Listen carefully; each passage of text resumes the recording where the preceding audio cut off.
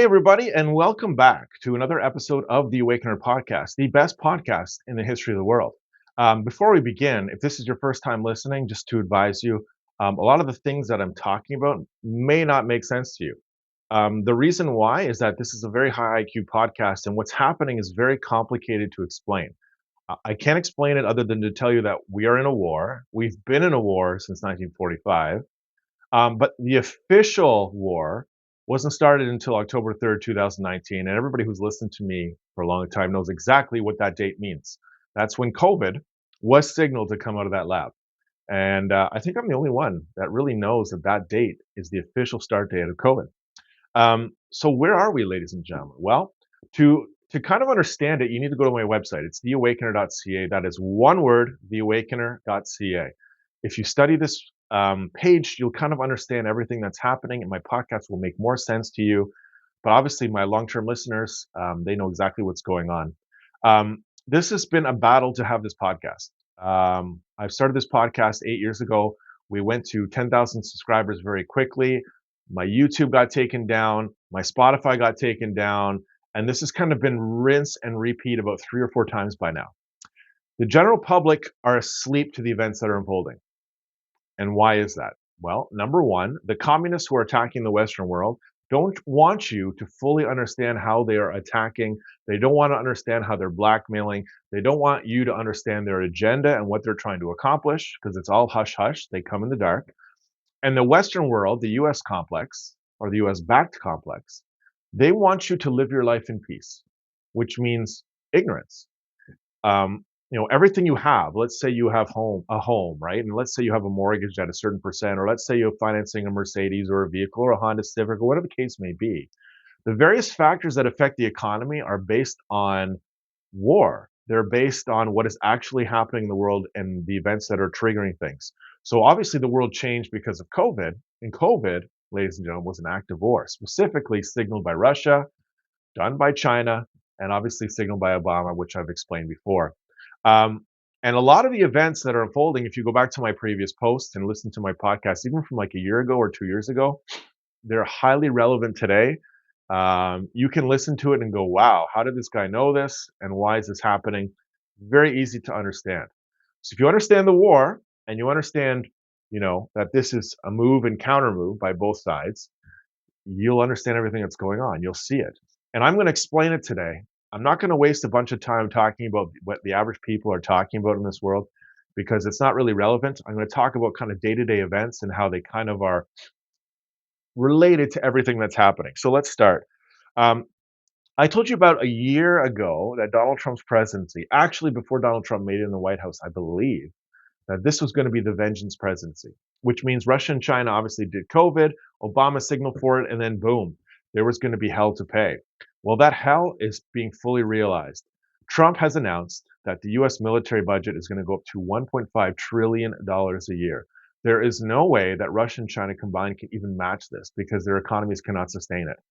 And it's a crazy time to be alive because obviously they're losing Venezuela. They might actually lose their entire communist complex in the Western world. I spoke about how Trump possibly was going to go after Colombia. He was going to go after Cuba. He was going to go after Greenland. He was going to go after Canada. And I said this a long time before it ever happened. So here we are. Events are unfolding and payback is a bitch, unfortunately. That's the saying, and that's how it goes. The globalists, as you know, who are aligned with the communist complex and aligned with Russia and China, nobody knows that yet, but it's going to make sense to you. And if you can't see it, ladies and gentlemen, it's coming. The left is going to have to admit, they're being forced to, that they are in fact communist. They are in fact aligned with Russia and China. Their belief structure is the same. And it's going to get worse, ladies and gentlemen. They're going to have to beg for Russia and China to come to their aid to basically stop this US complex from waking up.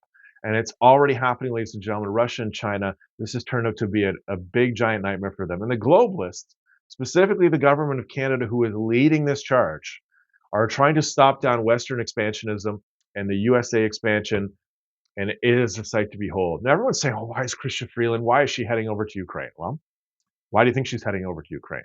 If you haven't figured out by now, Russia has very much of the same capabilities the United States military has. You obviously saw how Maduro was taken out in literally one day. You don't think that Russia could take out Zelensky in one day? You don't think that if they truly hated this guy and this guy was a big problem, you don't think that one JDAM or one bomb, laser guided, boom, could take care of that? I mean, Zelensky's living right in his palace, in his presidential place. So why isn't it happen, ladies and gentlemen? And the whole key to understanding it is obviously Soros and his groups in the European Union who control everything and they control Ukraine. Well, Zelensky, in fact, is a myth. Zelensky is working for Vladimir Putin. And his objective, ladies and gentlemen, when he started this war, was to drag the US complex into an exchange with Russia. And as you know, the US complex has answered, well, that seems fun, but not yet.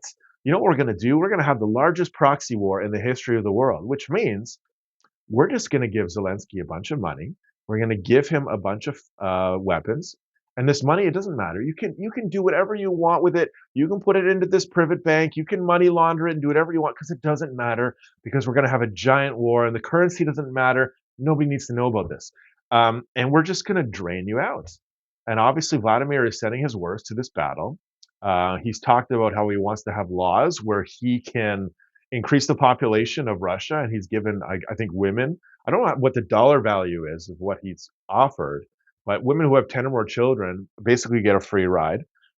And this is what's happening. The globalists, Carney and Freeland, are over there, and they're specifically trying to get out of this mess. This has turned into a giant mess for them where there's a giant proxy war and no world war. Because as you know, the US complex was supposed to go to this war and they were supposed to be messed over by EMP weapons that Iran and North Korea have, that the Soviets have been working on with Iran and North Korea jointly for about 30 years. Now, what are they going to do about this? They can't have peace. Well, why can't they have peace? Well, like if anything happens to Zelensky and he steps down, I'm pretty sure the corruption probe is going to reveal the whole can of worms, how Zelensky is working for these globalist people and they're all tied to Russia. The reason why, as you know, I expected Hunter Biden to be indicted and specifically Joe Biden to be indicted was because the U.S. was investigating them. And if anything happened to Joe Biden and Hunter Biden, well, boom, everyone's going to find out that Joe Biden was working for the Russian mafia, and specifically what they were working with in Ukraine was working for the Russians, and it's all a giant front. And this is why I explained to you that Joe Biden was forced to run, and he was forced to pardon Hunter Biden, and this will all make sense to everybody. And obviously here in Canada, Canada and the European Union is another wonderful thing.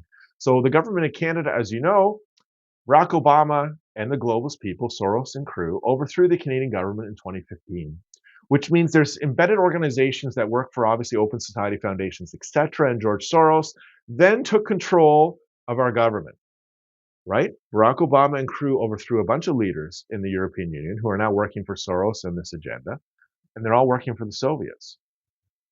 Canada was involved in the distribution of US uranium over to the European Union and then on to Iran and North Korea through other states.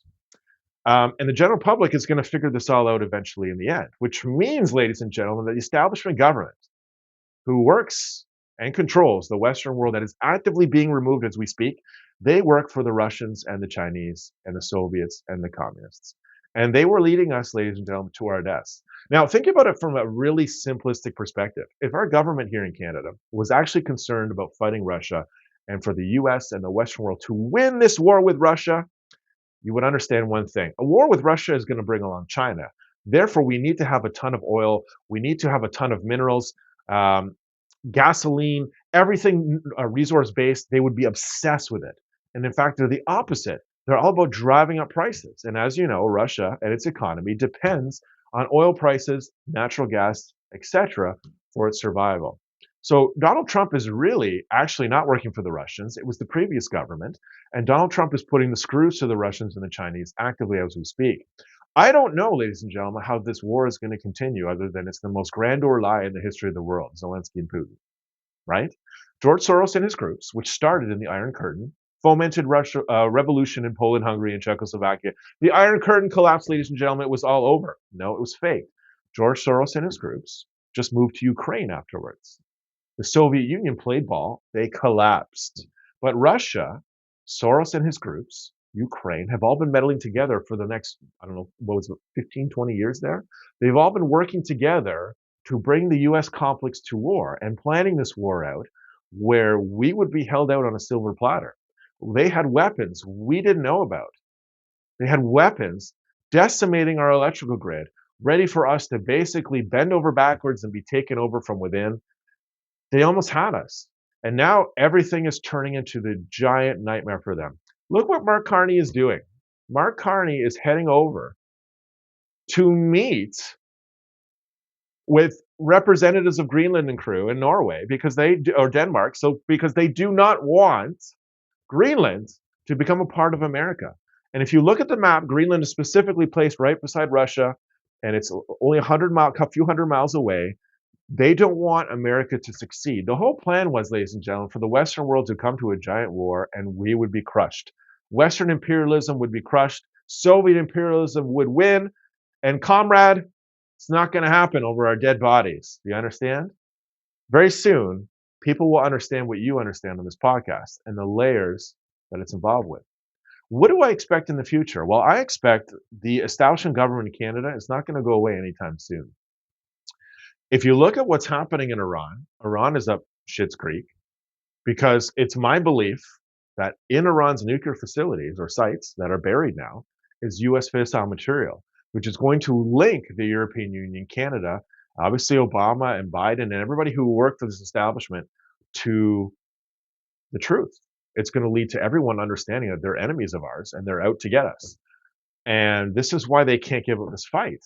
And this is why this Iran thing that's going on and this Ukraine thing that's going on, and obviously China, it's all related, ladies and gentlemen. It's all related. I know this is complicated. If this was your first show, you're probably like, woo, this all went above my head, but that's okay. Go to theawakener.ca. It all makes sense. Take care. Bye for now.